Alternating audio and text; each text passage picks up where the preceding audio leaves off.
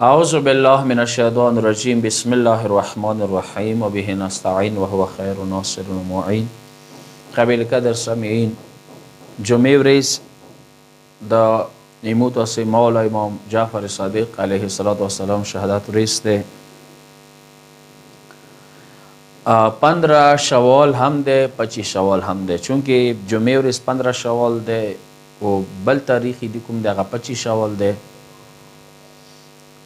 څه دا دوی ورځې به عنوان د امام صادق علیه السلام شهادت منو کیږي. دی حواله سره غواړم دوی درې خبر تاسو خدمت کې عرض کوم.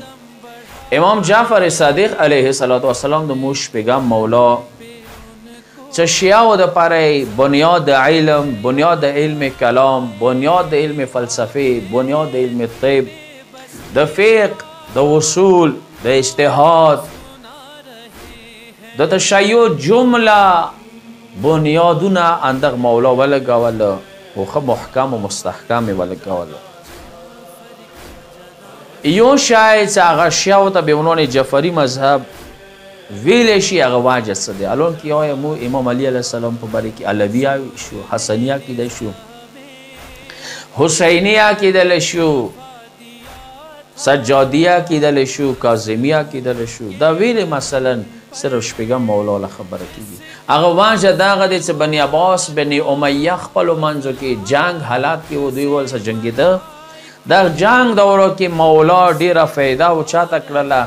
د 4000 شاګردانو پرورش تربیات یې وکړلو. د هغه پرورش تربیات نتیجه دغه وه چې امام علیه السلام هم فقه هم علم کلام دا دور زیاد پر شانس چې هغه واجې نه د مولا امام صادق علیه السلام شیعه و مذهب شناخته شول و ځکه فقه جعفری یا جعفری مذهب نو ته ویلی شي.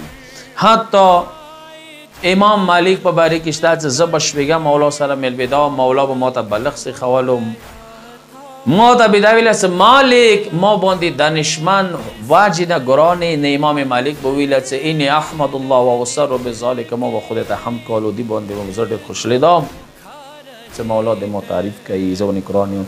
دغه نشست و برخاست، دغه تربیت د امام علیه السلام. حتی فادر آف د کیمستری جابر ابن حیان په باره کې هم شته چې هغه د شپږم امام شاګردانو نه و.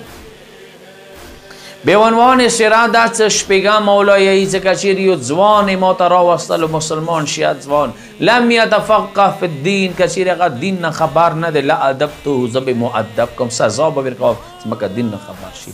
امام علم باندې زیات زور ورکولو، دین شناسی باندې ډېر زیات زور ورکولو. یو شی چې امام صادق علیه السلام زمانې کې هغه زندګۍ کې هغه ده چې امام سره د فقرا او د غریبانو ډېر خیال و. روي دی چې شپې ټیم مو سترګې غړولې، شپږم مولا مو ولیدلو څه تیاري کې د چیر ټولوي څه نږدې ورغم نغن مولا نه تال شو. هغه ټول مولا دغه شی کوي چې دا شپې ټیم د غریبانو فقیرانو باندې د زوی شو. شپې ټیم به مولا غریبانو سره صاحب.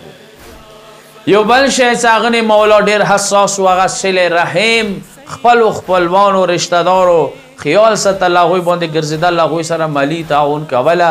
و المنځه باندې امام صادق علیه السلام ډېر حساس و چې کله شپږم مولا د شهادت اخیري لحظات دي چې سترګې پټې کړي، دغې دنیا نه وداع وکړي، رخصتي واخلي. شپږم مولا ټوله خلخانه رشته داره ټول کړل، دوه وصیتونه یې ورته وکړل.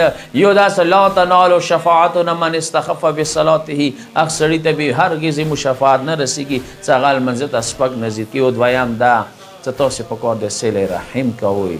صله رحم سره تاسو عمر زیاتېږي. که صله رحم و پرېښلو، قطع رحم وکړلو، رشته دارو پښتنه نه کوئ، مالي تعاون سره نه کوئ، نو بیا تاسو عمر کې کمای رسي. دا د شپږم امام هغه عظیم ارشادات فرامین دي. شیعو دپاره دا هم یکونو لنا زینا ولا تکونو علینا شینا، او شیعو مو دپاره زنات جوړ شو، زلات جوړ نه شو. حتی وحدت بین المسلمین سے نن د وخت اهم ضرورت دی په باره کې شپږم مولا یې چې کله پښتنه او نشد د اهل سنت کسانو کې کچوک بیمارون شي مچې وکړو، که هغوی کې څوک مړه شي څوک موږ څه وکړو. امام علیه السلام د ورته کړه چې خپلو امامانو ته سترګې وړي چې امامان مو څه کوي هغه تاسې کوئ. امام د ورته کړه چې زه شپږم مولا مو امامان اهل سنت که څوک که بیماران شي بیمارانو پښتنه یې کوو، که هغوی که څوک مړ شي جنازې کې مشرکات سره کوو. تاسې هم د اهل سنت هغه بیمارانو پښتنه کوئ، هغه څوک مړه شي هغوی جنازې کې شرکت کوئ. دا د شپږم امام هغه سیرات کردار دی.